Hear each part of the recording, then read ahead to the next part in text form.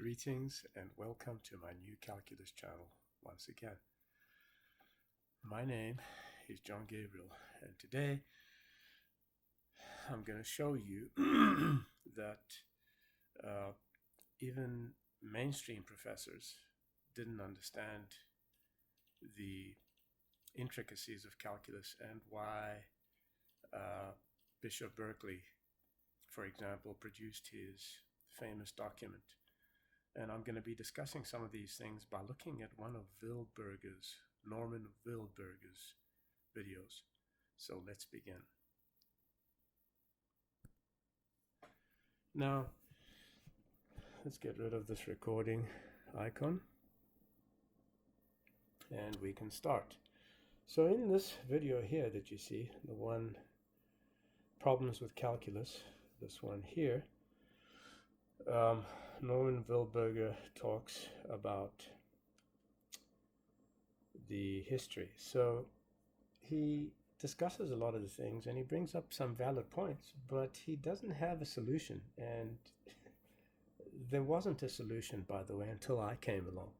I solved the tangent line problem and the area problem, not Newton, not Leibniz, or anybody else before them.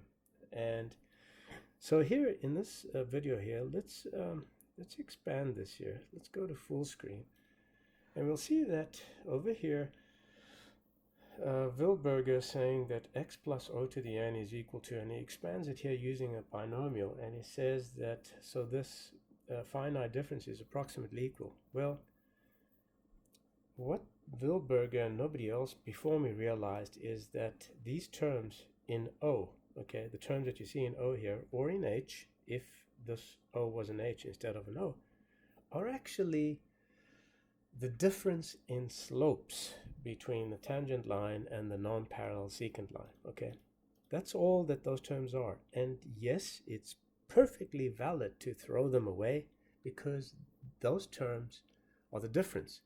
So it turns out that by simply discarding them, there's nothing mathematically wrong with that.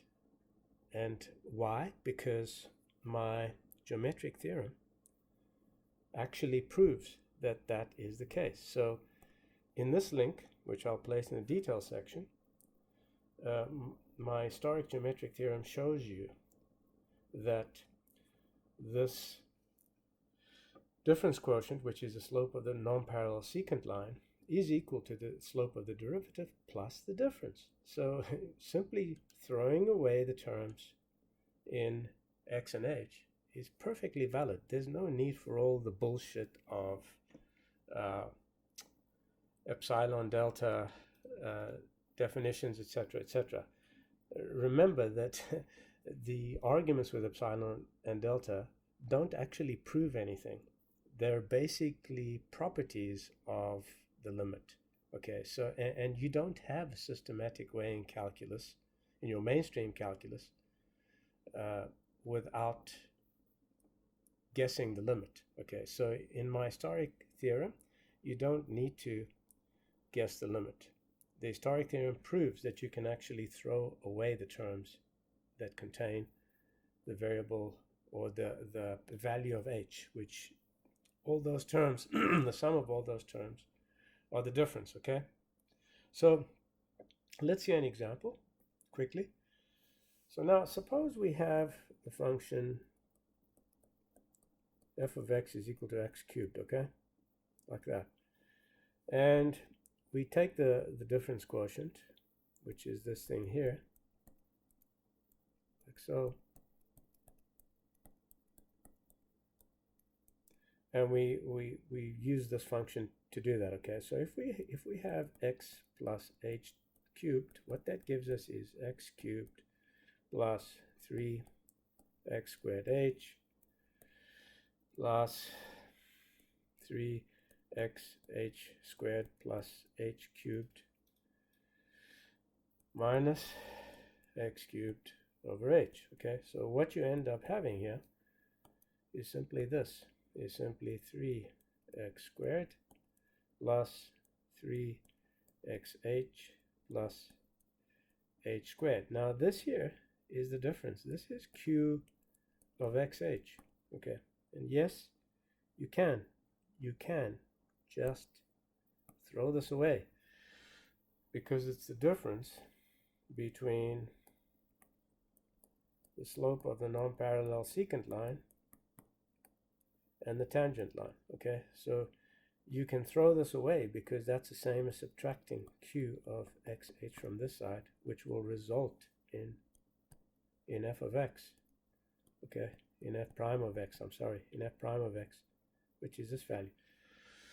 So I've given you an example. This works for any function. It works for the trigonometric functions, the any smooth function, sine e to the x, log of x. It doesn't matter what function it is. It's true for all smooth functions. And this solves the tangent line problem. Newton didn't solve it correctly. They didn't know why their method worked. They were in the dark about all these things, just like you are.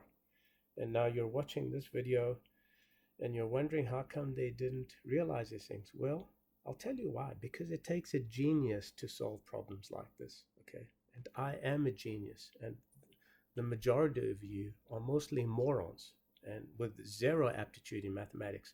Okay, and it's not entirely your fault, because you've had moron mathematics teachers, okay, and lecturers. And the baboons who've been teaching you have put you off mathematics because they simply do not understand even the foundational concepts of mathematics. The majority of the idiots have succumbed to the toxic, poisonous ideas of George Cantor, David Hilbert, and all those incredibly idiotic, moronic, arrogant fools who've never known anything about mathematics. Okay, they're despicable in every sense of the word. They're like that fool Gilbert Strang from MIT, who had the gall to get on Sci.Math and throw stones at me using the handle port 563.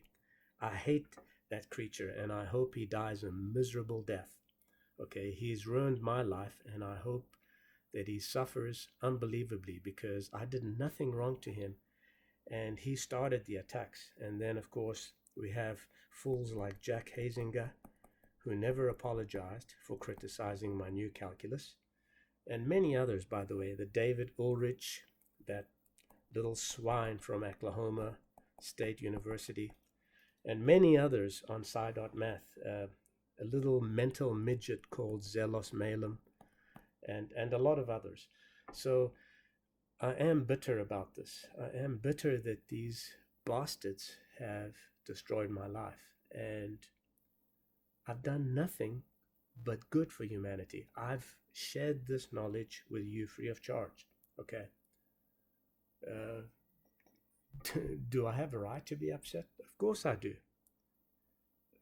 There's no way I can get a job, because if you look on the internet, you'll see hundreds of results libeling me, coming back against me for exposing the rotten crap that they teach you in mathematics.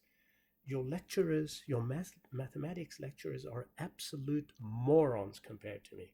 Okay. And yes, I am the exception. If you had to say you're a genius, more than likely you're a crank. But I am the exception, and I'm trying to help the world. What is the matter with everybody?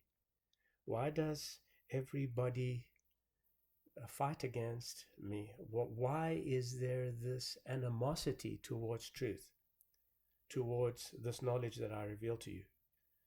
Because you're jealous. And you know, I feel like Christ in a sense. You're of your father the devil, who is George Cantor, by the way. You know, I mean, really, why don't you all wake up and get a life and realize that I have been doing good? And here I am again telling you these things, and everybody from the mainstream has been ridiculing me, calling me a crank, attributing mental diseases to me, when the only thing I suffer from is depression. And I don't think that that is abnormal. I think it's abnormal if you don't suffer from depression, given the current state of the world. It's a terrible place to be in, and it may not even be around for long. So Sorry, I've ranted and raved. I shouldn't have ranted and raved, but I'm going to upload this video because I want it to be a testament to these evil bastards like Gilbert Strang, Jack Hazinger, and all the others who have attacked me. I want there to be a record of this. So if you're not already a subscriber, become one, and contribute dollars on my Gofundme page, to which I'll place a link. And I hope that I'll be around much longer to share other stuff with you. But I'm not really motivated right now because, you know, I don't understand the world. I don't understand people. One would think that when new knowledge is presented, they would espouse it. They would have an open mind and say, wow, this is what we've been waiting for. But no, they turn around and they attack the individual who reveals this knowledge because they're jealous, they're evil. Well, my name is John Gabriel, and this is a new calculus channel. Until next time, goodbye.